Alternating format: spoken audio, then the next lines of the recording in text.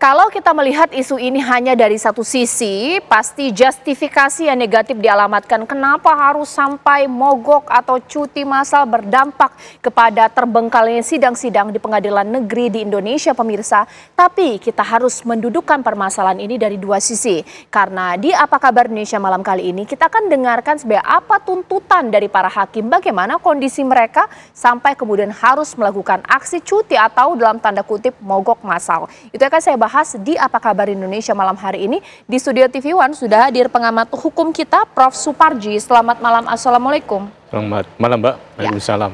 Kita akan menyapa juga pemirsa dua narasumber yang tersambung lewat sambungan Zoom, mulai dari mantan Hakim Agung kita, Profesor Gayus Lumbun, dan juga perwakilan Solidaritas Hakim yang melakukan aksi mogok saat ini, Pak Fauzan Ar-Rasyid. Selamat malam, Bapak-Bapak. Assalamualaikum.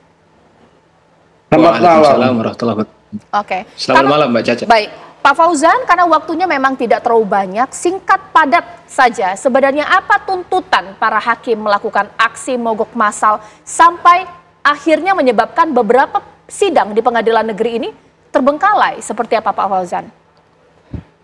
Ya, terima kasih atas pertanyaannya, Mbak Caca. Solidaritas Hakim Indonesia saat ini melakukan 4 tuntutan. Yang pertama adalah mendorong pemerintah untuk melakukan perubahan terhadap PP 94 2012 yang mengatur tentang hak-hak keuangan dan fasilitas hakim. Yang notabene terhadap PP ini sudah tidak dilakukan 12 tahun penyesuaian, Mbak.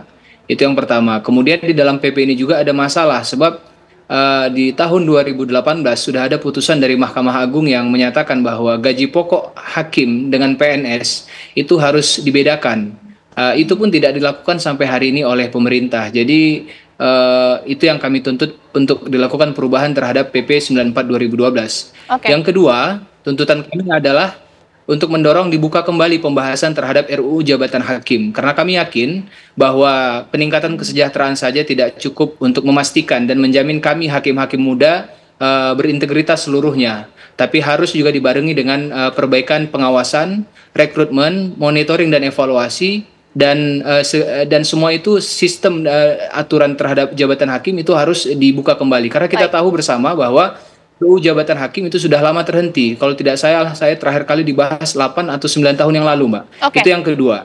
Yang ketiga, boleh saya lanjut atau sudah? Yes, singkat saja, dipersingkat. Yang ketiga? Ya, yang ketiga kami mendorong agar disahkannya RUU Contempt of Court, dan yang terakhir kami fokus kepada mendorong pemerintah untuk melakukan membuat aturan tentang jaminan keamanan bagi hakim dan keluarga hakim yang saat ini berada di seluruh daerah di seluruh Indonesia. 4 hal itu yang menjadi tuntutan utama kami. Oke.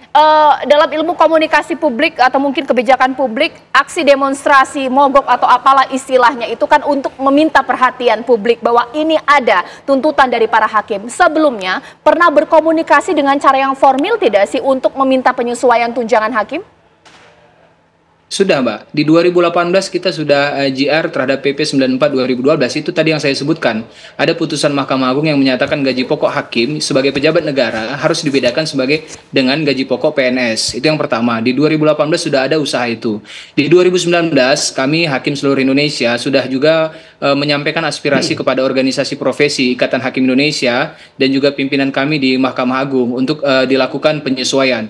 Ini sudah dilakukan oleh pimpinan kami, tapi sejak 2019 hingga detik ini sepertinya pemerintah terkesan abai ataupun tidak memprioritaskan hal ini. Tentu ini menjadi alasan latar belakang kenapa akhirnya hakim harus bersuara, karena kami juga tidak mau berada di titik ini saat ini sebenarnya, karena seharusnya ada lembaga-lembaga yang harusnya fokus kepada peningkatan kesejahteraan hakim. Namun saat kami melihat tidak ada lagi yang menyuarakan itu, lantas siapa yang bisa memperjuangkan hak-hak kami para pengadil? Maka judulnya hari ini adalah kami para pengadil mencari keadilan bagi diri kami sendiri. Demikian, Mbak. Baik, Prof. Gayus boleh ditanggapi. Ini kan ada hak, ada kebutuhan, ada urgensi sehingga para hakim ini melakukan aksi mogok atau juga cuti bersama. Secara etik boleh tidak? Ada yang mengatakan bahwa ini mereka wakil Tuhan. Jadi apa yang dilakukan sudah pasti kewajiban dulu dibandingkan hak, seperti itu. Setujukah Prof. Gayus? Kegiatan ini yang menamakan dirinya sebagai cuti bersama, tapi pada faktanya merupakan bagian dari unjuk rasa protes terbuka, ini sangat dapat dipahami karena latar belakang persoalannya itu jelas bahwa mereka ini tidak diperhatikan di banyak hal. Tadi diungkapkan oleh perwakilan dari hakim menyebutkan hal-hal seperti itu, tapi saya tambahkan lagi, hakim ini sangat ASN ya, statusnya itu yang mempunyai beban tugas yang berat. Memutus perkara satu hari itu bisa beberapa perkara, dan diantaranya juga ada yang berat, dari hukuman ringan sampai hukuman maksimal, hukuman mati. Ini mempunyai dampak kepada kejiwaan, kepada kesehatan moral, hal menyangkut kepada individu untuk pikirannya sehari-hari. Jadi ini perlu diperhatikan. Adakah satu perhatian untuk kesehatan moral jiwa misalnya? Saya khawatir tidak ada. Saya mantan hakim, saya merasakan sekali bahwa banyak hal tidak diperhatikan di Indonesia ini. Oke, baik. Sekarang saya ke Prof. Suparji. Prof, dari sudut pandang Prof sebagai pakar hukum, kita tahu ini memang mereka juga manusia, meskipun dibilang adalah wakil Tuhan. Tapi apakah secara etik ini ada yang dilanggar? Kita tahu kalau sidang terbengkalai, para pencari keadilan juga harus menunggu dengan mundurnya jadwal sidang. Ya, pertama, selain dengan istilah wakil Tuhan di dunia, bisa disebut manusia setengah dewa, kan gitu ya. Yang harapannya adalah betul-betul merepresentasi nilai keadilan melalui putusannya.